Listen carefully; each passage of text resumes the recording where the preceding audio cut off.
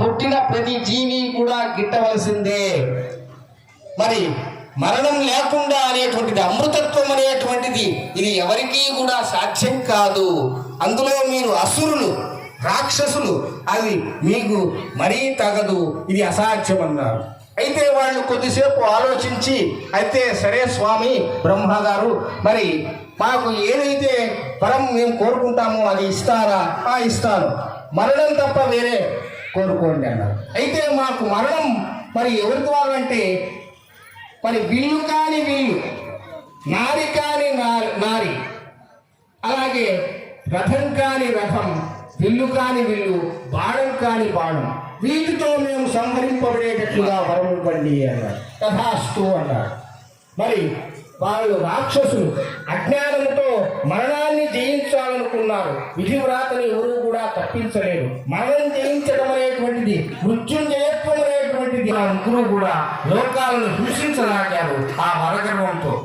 మాకు ఇక మరణం లేదులే, ఈ లోకంలో రథం కాని రథం ఎక్కడ లభిస్తుంది, ఇంటి నారి కాని నారి ఎక్కడ లభిస్తుంది, అలాగే విల్లు కాని విల్లు ఎక్కడ లభిస్తుంది అని చెప్పి మరి ఆ యొక్క దేవతలందరూ కూడా ఈ రాక్షసుల యొక్క బాధను తట్టుకోలేక బ్రహ్మదేవుడి రథం కాని రథం అని అన్నారు. రథం కాని రథం అంటే అప్పుడు భూదేవి నేను రథంగా ముందుకు వస్తానని చెప్పింది. అలాగే విల్లు కాని విల్లు, విల్లు కాని విల్లు, మేరు పర్వతం నేను విల్లుగా ఉంటాను అని చెప్పిందట. నారి కాని నారి, శ్రీమన్నారాయణుడు నేను బాణంలాగా ఉంటాను, బాణం కాని బాణం. ఈ విధంగా ఆ త్రిపురాసురులను వీళ్ళ యొక్క సహాయంతో కార్తీక పౌర్ణమి రోజునే సంహరించినాడు. ఆ విధంగా లోక రక్షకుడయ్యాడు పరమేశ్వరుడు.